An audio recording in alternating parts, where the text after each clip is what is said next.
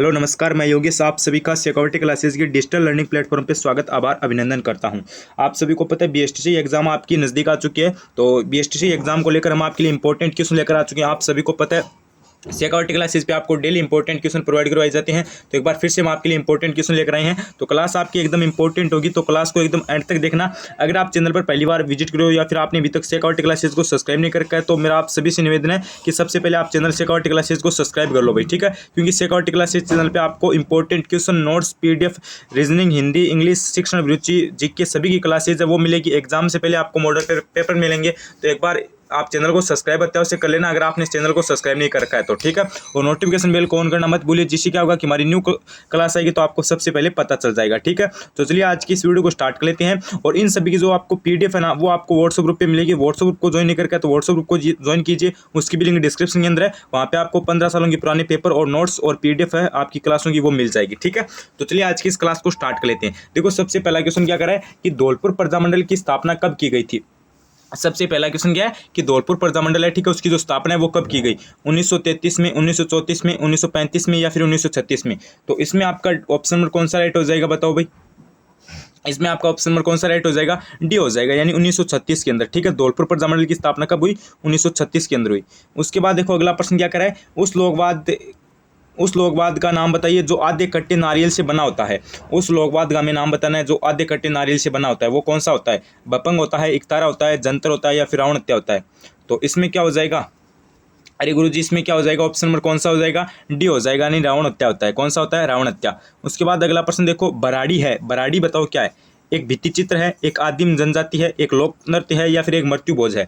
तो बराड़ी आपका क्या हो जाएगा, एक भित्ति चित्र है, क्या एक भित्ति चित्र। उसके बाद देखो बिछुड़ा किस क्षेत्र का लोकगीत है। इंपॉर्टेंट क्वेश्चन है ये आपका, कल्चर से इंपॉर्टेंट क्वेश्चन है कि बिछुड़ा किस क्षेत्र का लोकगीत है। तो शेखावटी का है, हाड़ौती का है, मारवाड़ का है या फिर ढूंढाड़ का है। बिछुड़ा, बिछुड़ा आपका किसका हो जाएगा, इसमें बी हो जाएगा भाई, हाड़ौती का, ठीक है। अगला प्रश्न देखो, अगला है कि निम्नलिखित को सुमेलित कीजिए। निम्नलिखित को हमें क्या करना है, सुमेलित करना है। तो देखो इसमें अच्छा हमें क्या बताना है, इनमें से कौन सा सुमेलित नहीं है वो बताना है। गेवर माता राजसमंद सही है, पिपाड़ माता जोधपुर सही है, जिलानी माता अलवर सही है, बदाना माता जयपुर ये आपका गलत हो जाएगा क्योंकि ये क्या है, सुमेलित नहीं है। उसके बाद अगला प्रश्न देखो, राजस्थान में पत्थरमार होली कहाँ की प्रसिद्ध है। वेरी वेरी इंपॉर्टेंट प्रश्न है ये आपका, इस पे स्टार लगा लो। राजस्थान में पत्थरमार होली कहाँ की प्रसिद्ध है। श्री महावीर जी की है, भरतपुर की है, बाड़मेर की है या फिर जयपुर की है। तो इसमें आपका हो जाएगा बाड़मेर की है, ठीक है। पत्रमाल होली से रिलेटेड आपके पास कोई भी प्रश्न आ जाए तो आप क्या बताओगे, बाड़मेर बताओगे। उसके बाद देखो, कुत्ता प्रथा संबंधित है विवाह के समय कर से, भूमि कर से या फिर समानतों में ली जाने वाली रेख से या फिर राज्य के राज्य केस से। कुत्ता प्रथा संबंधित है किससे है भाई। तो इसमें आपका ऑप्शन नंबर बी हो जाएगा, भूमि कर से है, ठीक है। अगला प्रश्न देखो, अगला प्रश्न क्या है कि किन दो नदियों के संगम स्थल को सामेला कहा जाता है। अरे सामेला किसे कहा जाता है, आहू व काली सिंध को, चंबल व बनास को, माई व सोम को या फिर जवाई व लूनी को, किसे कहा जाता है। अरे इसमें ऑप्शन नंबर ए हो जाएगा, क्या हो जाएगा, ऑप्शन नंबर ए, यानी आहू व काली सिंध को, ठीक है।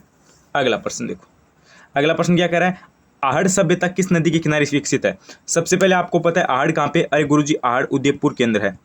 और मैंने बताया था आहड़ का किस नदी किनारे, बेड़च। अब आप सोचोगे सर जी आपने तो आयड नहीं बताया था क्या। अरे बेड़च का दूसरा नाम क्या है, आयड है, ठीक है।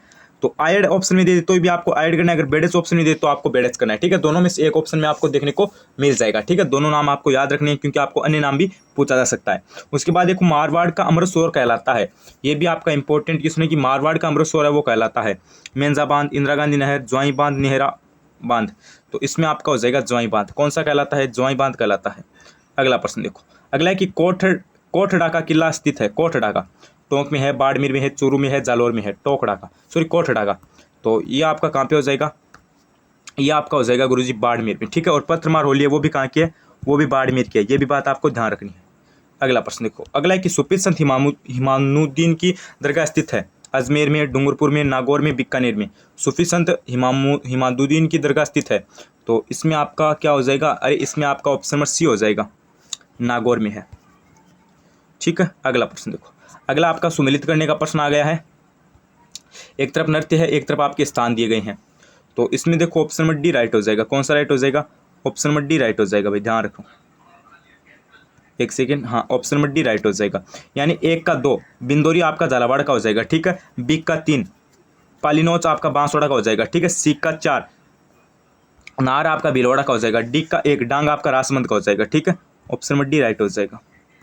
अगला प्रश्न देखो, अगला है कि श्रृंगारिक व शक्ति संबंधी गीत जो नायक द्वारा नायिका को बुलाने के अर्थ में गाई जाती है वह है लांगुरिया है, बिछुड़ो है, लावणी है, सुपाना है, सॉरी सुपना है।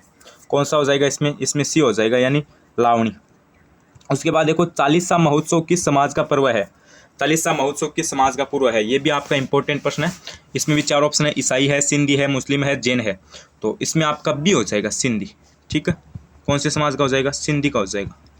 अगला प्रश्न देखो, अगला प्रश्न आपका क्या करें? निम्नलिखित को सुमेलित कीजिए, ठीक है। अगला प्रश्न आपका किसका है? सुमेलित करने का है। तो देखो, इस एक तरफ आपके सिक्के हैं, एक तरफ आपके स्थान दिए गए हैं, ठीक है। एक तरफ आपके सिक्के हैं, एक तरफ आपके क्या दिए गए हैं गुरुजी? स्थान दिए गए हैं। इसमें सी ऑप्शन होगा भाई, 1 का 3, सॉरी 1 का 4 यानी राम साई है, ये आपका हो जाएगा बूंदी का, ठीक है। बी का 3 यानी तमचा साई है, ये आपका हो जाएगा डूंगरपुर का, ठीक है।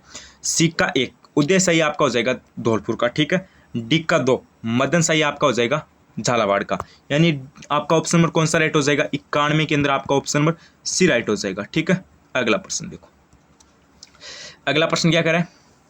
खातौली का युद्ध कब हुआ था? ये वेरी इंपॉर्टेंट प्रश्न भाई। खातौली का युद्ध कब हुआ था ये बताओ?